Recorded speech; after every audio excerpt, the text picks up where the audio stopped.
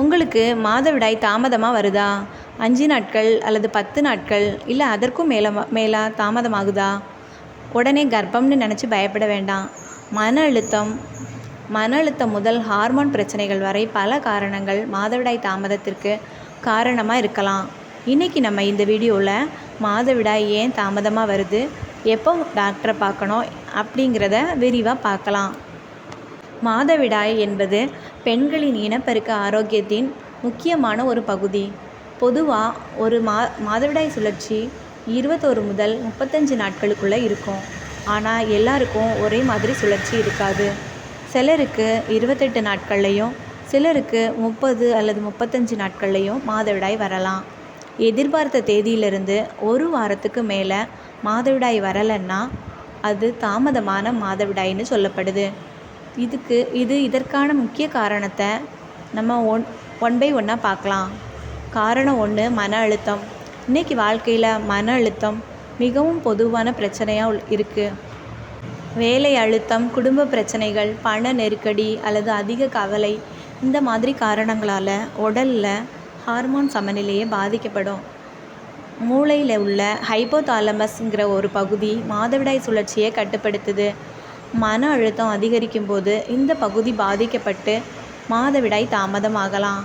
காரணம் 2, உடல் எடையில் திடீர் மாற்றம். குறுகிய காலத்தில் அதிக எடை குறைக்கிறதோ அல்லது எடை அதிகரிக்கிறதோ மாதவிடாய் சுழற்சியை பாதிக்கும். அதிகமாக டயட் பண்ணுறது, உணவை தவிர்க்கிறது அல்லது திடீர்னு உடல் எடை அதிகரிக்கிறது ஹார்மோன் மாற்றங்களை ஏற்படுத்தும். இதனால் மாதவிடாய் தாமதமாகலாம் அல்லது சில நேரங்களில் வராமலும் போகலாம். காரணம் 3, PCOS. PCOSங்கிறது பாலிசிஸ்டிக் ஓவரி சிண்ட்ரோம். இது பெண்கள்கிட்ட அதிகமாக காணப்படக்கூடிய ஹார்மோன் பிரச்சனையாகும். இதோட அறிகுறிகள் என்னென்னா ஒழுங்கற்ற மாதவிடாய், முகத்தில் அதிக முடி வளர்ச்சி, முகப்பரு, உடல் எடை அதிகரிக்கிறது, கருத்தரிப்பதில் சிரமம்.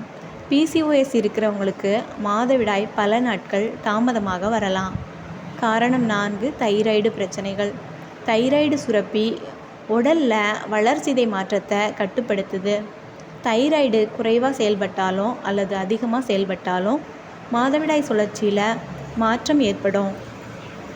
எனவே தொடர்ந்து மாதவிடாய் தாமதமாக இருந்தால் தைராய்டு பரிசோதனை செய்து கொள்வது ரொம்ப நல்லது. காரணம் 5 என்னென்னா அதிக உடற்பயிற்சி உடம்புக்கு நல்லது தான். ஆனால் அளவுக்கு அதிகமாக உடற்பயிற்சி செய்கிறது உடலுக்கு அழுத்தத்தை கொடுக்கும். இதனால் ஹார்மோன் மாற்றங்கள் ஏற்பட்டு மாதவிடாய் தாமதமாகலாம். குறிப்பாக விளையாட்டு வீராங்கனைகள், கடுமையான பயிற்சி மேற்கொள்பவர்களுக்கு இந்த பிரச்சனை ஏற்படலாம். பிறப்பு கட்டுப்பாடு மாத்திரைகள் அல்லது ஹார்மோன் சார்ந்த கருத்தடை மாத்திரைகளை தொடங்கும் போதோ அல்லது நிறுத்தும் போதோ மாதவிடாய் சுழற்சி மாறக்கூடும். இது பெரும்பாலும் தற்காலிகமானது தான். காரணம் 7 என்னென்னா நீரிழிவு மற்றும் பிற நோய்கள்.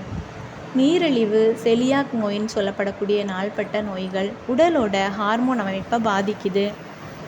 குறிப்பாக கட்டுப்படுத்தப்படாத நீரிழிவு மாதவிடாய் சுழற்சியில் மாற்றங்களை ஏற்படுத்தும். அடுத்து கர்ப்பம். மாதவிடாய் தாமதத்திற்கு மிகவும் பொதுவான காரணம் கர்ப்பம். நீங்கள் உடலுறவில் ஈடுபட்டிருந்தால் மற்றும் மாதவிடாய் வர ஒரு வாரத்துக்கு மேல் தாமதமாக இருந்தாலும் கர்ப்ப பரிசோதனை செய்து கொள்வது நல்லது. எப்போ நம்ம டாக்டர் பார்க்கணும்? தொடர்ந்து 3 மாதங்கள் மாதவிடாய் வரலைன்னாலோ, அடிக்கடி மாதவிடாய் தாமதமானாலோ, இரத்தப்போக்கு அதிகமாக ஏற்பட்டாலோ, கடுமையான வயிற்று வலி, கர்ப்பம் தொடர்பான சந்தேகம் இருக்குனாலோ, இப்படிப்பட்ட சூழ்நிலைகளில் டாக்டரை பார்க்குறது ரொம்ப முக்கியம். மாதவிடாய் தாமதமாக வருவது எல்லா நேரங்கள்லையும் ஆபத்தான விஷயம் இல்லை.